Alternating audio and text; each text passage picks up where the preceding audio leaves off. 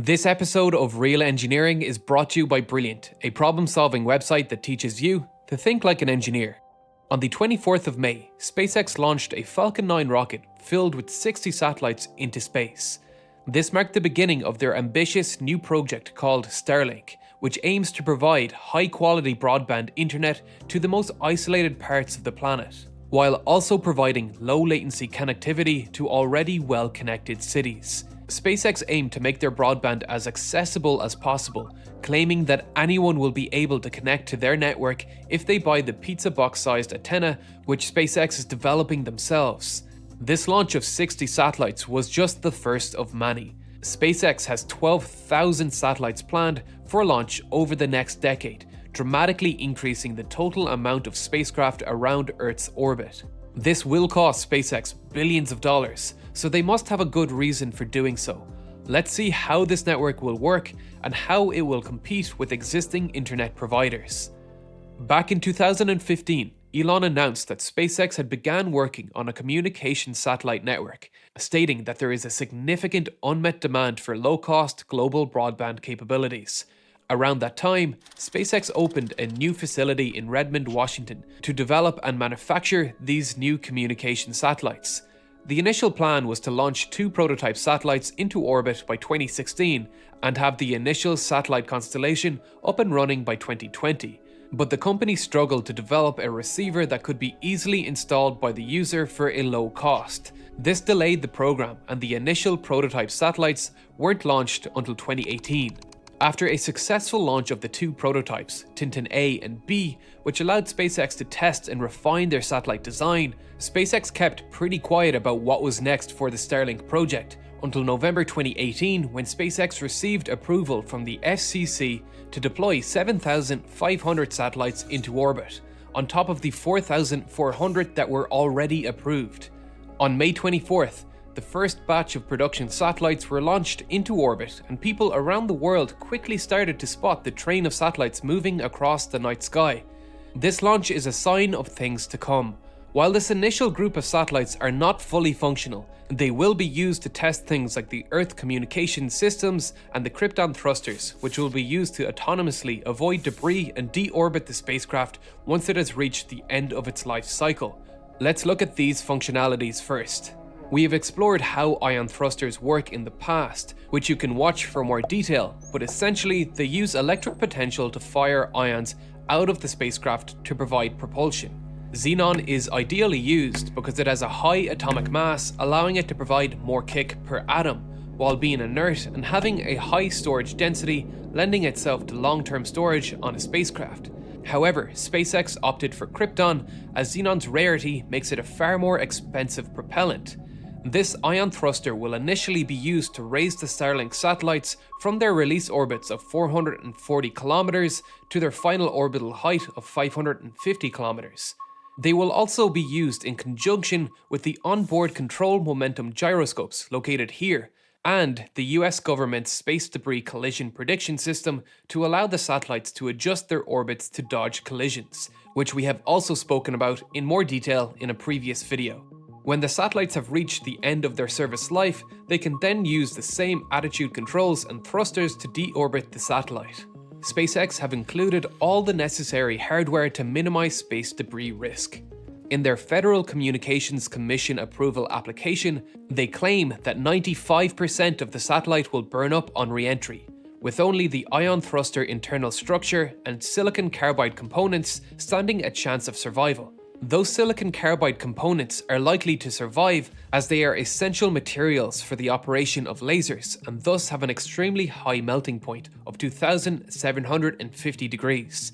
Which brings us to our communications abilities, the primary function of the satellite. SpaceX have been tight-lipped on many of the details of the satellite, but thanks to the FCC filing, we know that the satellites will contain 5 1.5 kilogram silicon carbide components, which indicates that each satellite will contain 5 individual lasers.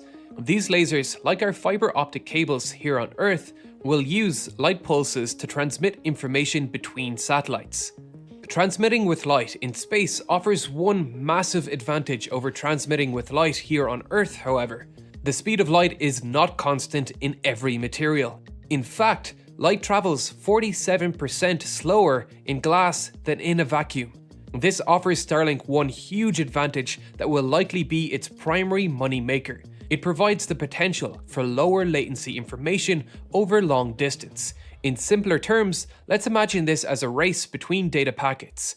A user in London wants the new adjusted price for a stock on the Nasdaq from the New York Stock Exchange. If this information were to use a typical route, let's say through the AC2 cable, which has a return journey of about 12,800 kilometers to make through our glass fiber optic cable, in a vacuum, light travels at a speed of 299,792,458 meters per second.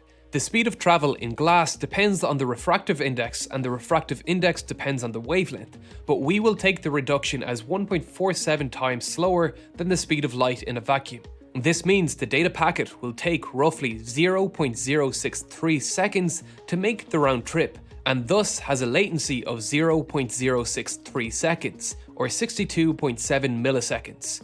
With the additional steps that add to this latency, like the conversion of light signals to electrical signals on either end of the optical cable, traffic queues, and the transfer to our final computer terminal, this total time comes out at about 76 milliseconds.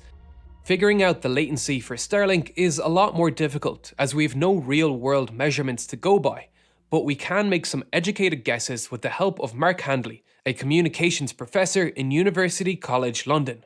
The first source of latency for Starlink will be during the up and down link process, where we need to transfer our information to and from Earth. We know this will be done with phase array antennae, which are radio antennae which can control the direction of their transmission without moving parts. Instead, they use destructive and constructive interference to control the direction of the radio wave. Each satellite has a cone beam with an 81-degree range of view. With an orbit of 550 kilometers, each satellite can cover a circular area with a radius of 500 kilometers. At SpaceX's originally planned orbit, this coverage had a radius of 1,060 kilometers. Lowering the altitude of a satellite decreases the area it can cover, but also decreases the latency. This is particularly noticeable for typical communication satellites operating in geostationary orbit at an altitude of 36,000 kilometers. The time it takes data to travel up to the satellite and back down, traveling at the speed of light, is around 240 milliseconds, 369% slower than our subsea cable. However, since Starlink is intending to operate at a much lower altitude, the up and downlink theoretical latency could be as low as 3.6 milliseconds. This is why SpaceX needs so many satellites in their constellation in order to provide worldwide coverage. Each individual Starlink satellite has 4 phased array antennae located here, here, here, and here.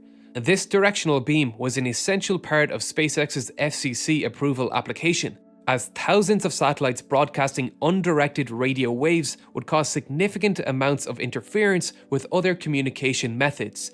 Once that data is received by one Starlink satellite, it can begin to transmit that information between satellites using lasers.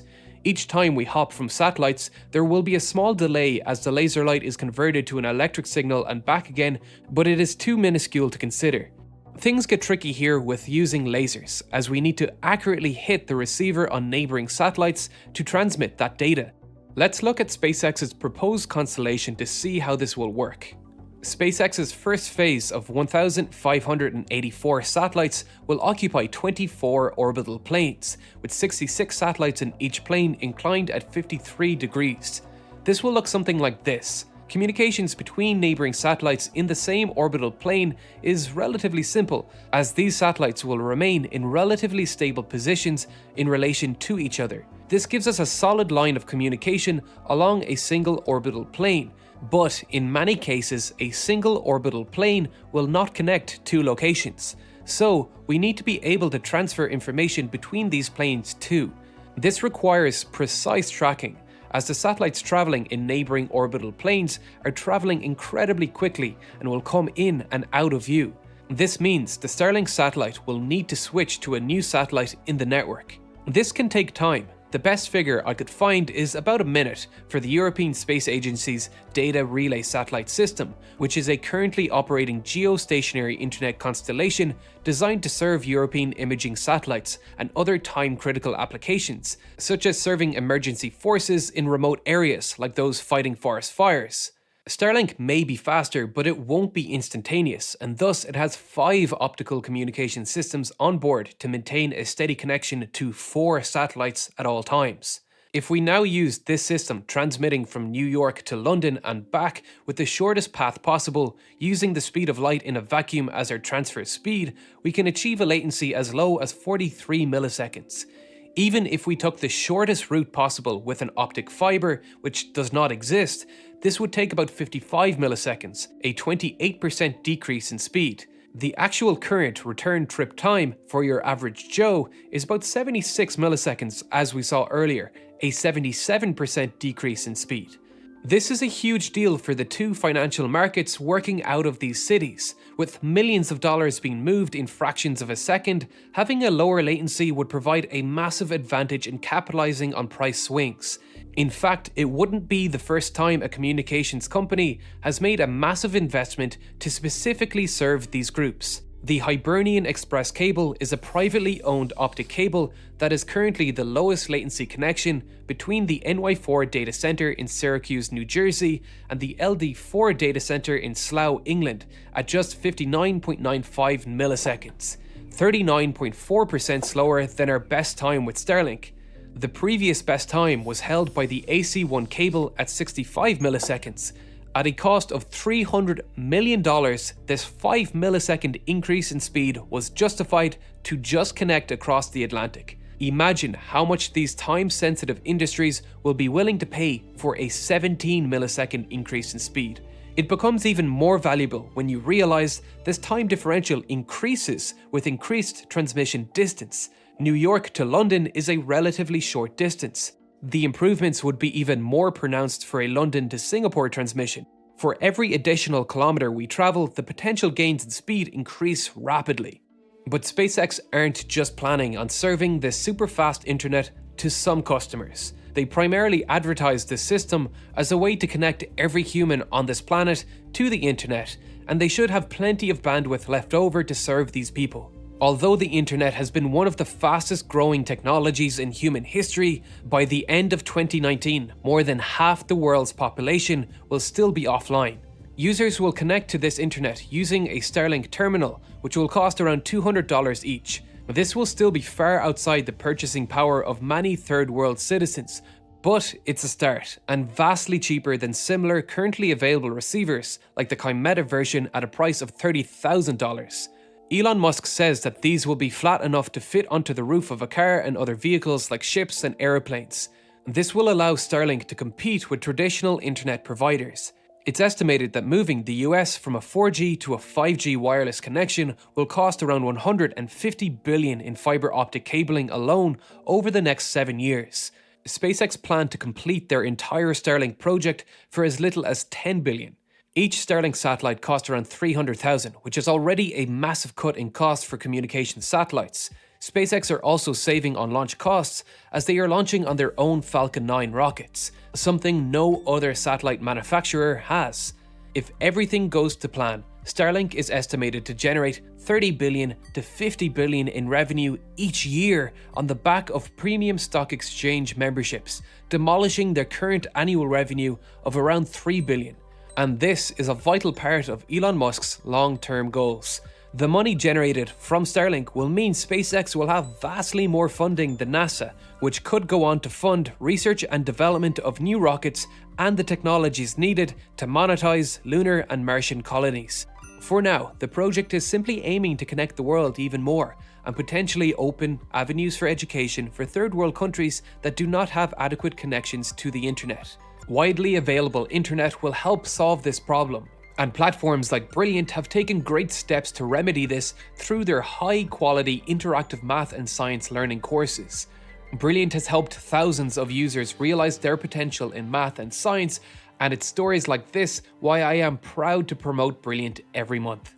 They have a huge number of courses that will allow you to educate yourself, from foundational math courses to courses tailored for you to ace the American mathematics competition, with others geared for computer science and physics. Brilliant recently introduced a new feature called Daily Challenges, which will present you with interesting scientific and mathematical problems to test your brain every day. If I have inspired you and you want to educate yourself, then go to brilliant.org/real engineering and sign up for free. And the first 500 people to go to that link will get 20% off the annual premium subscription, so you can get full access to all their courses as well as their entire Daily Challenges archive. As always, thanks for watching and thank you to all my Patreon supporters. If you'd like to see more from me, the links to my Instagram, Twitter, subreddit and Discord server are below.